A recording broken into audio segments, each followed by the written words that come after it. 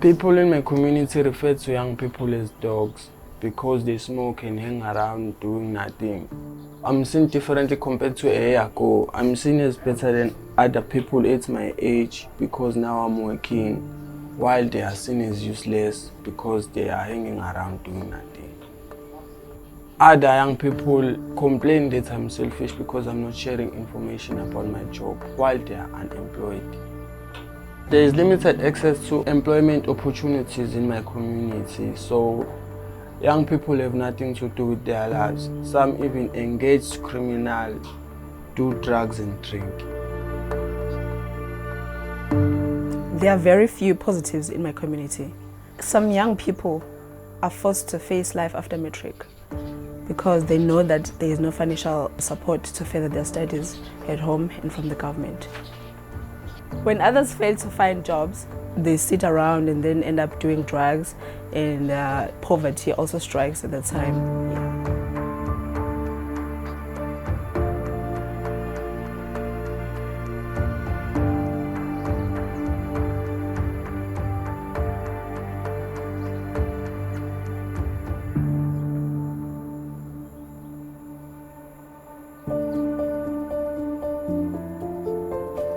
I stay in an informal settlement. It is vibrant.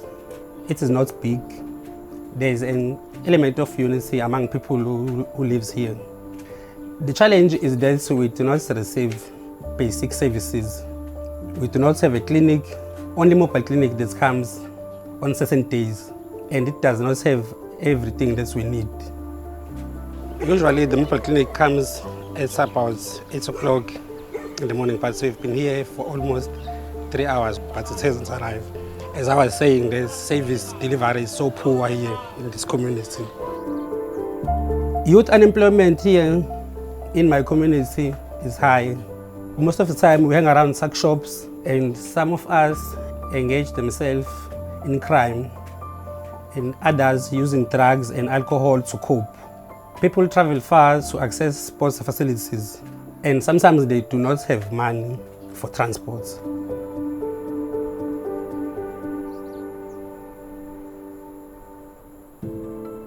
There are few resources and high unemployment in this community. In our recent research that we have done in informal settlements, we found that only 14% of young women and 32% of young men had worked in the past 3 months. In my work with young people, they say that their lives have little purpose or meaning. In this context, intimate relationships can sometimes be violent. There are young people who are in an abusive relationships, and most times it's men who abuse their partners physically. Physical abuse is the most common form of abuse in my community. As we can see, women with scars, and at some times we can see it taking place or hear it from the victims themselves. I am used to being ignored in my community, and my views were not taken seriously. The Siyaphambili team were different. We felt like we were working with them, and they understand and listen to our views. In the Siyaphambili Project, we worked with a team consisting of people from the NGO Project Empower, a group of young people from the community, and academics from the South African Medical Research Council, University College London, and University of Exeter to co-develop an intervention which resonates with youth.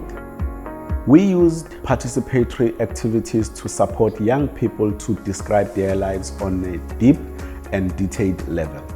We supported them to move from simply describing to analyzing their lives through asking questions such as, why is your life like this? And how could your life be different? These questions helped us, the young people, academics, and practitioners, to create a theory of change that guided us in developing an intervention called Stepping Stones Creating Futures Plus. It is a short intervention delivered to small groups of friends and aims to support young people to think about their lives. Through this, young people will have stronger livelihoods, better mental health, and less violence in their lives. This was a very different process to normal projects. We took a lot of time to listen to the different views everyone had and work together to create something that built on everyone's particular experiences, skills and expertise, rather than seeing one group's knowledge as more important than another's. The young people we worked with identified they wanted support to improve their mental health, communication in relationships, and to generate an income. The intervention we created together with Project Empower is different than the other intervention around here. It's built from where we at. It was something that we wanted and the young people need. After getting involved in Siyaphambili and the process of developing an intervention, I decided to share my pictures and videos of the things that I was doing. The pictures were about my life, as I was at home most of the time, maybe cleaning, taking my child to school, or cooking. The activities encouraged me to do something different. I couldn't post one thing every day. I went out more. I engaged with friends and family and people in general. I became more active. With the YPRAs and Project Empower, we ran a pilot of Stepping Stones in Creating Futures Plus with young women and men in Durban and in northern KwaZulu-Natal to see what they felt about the intervention. Half received the intervention immediately and half 6 months later. It was special helping run Stepping Stones and Creating Futures Plus. Sharing skills more widely was great.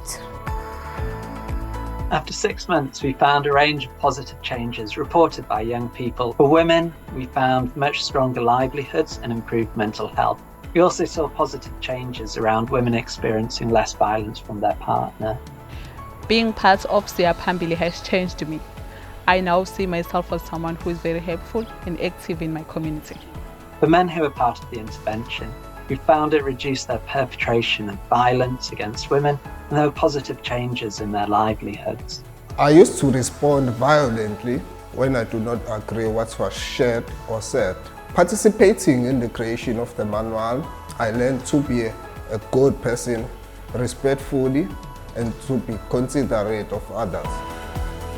What we need to do now is properly evaluate Stepping Stones in Creating Futures Plus to see whether these positive changes are sustained over time. Co-development offered us new ways of thinking about and looking at young people's lives, and it was only through working together with Project Empower and young people that we could co-create an intervention that resonated with what young people wanted. There need to be more of these platforms where young people can meet together and discuss their lives with groups like Project Empower and academics. And that is good to have these conversations.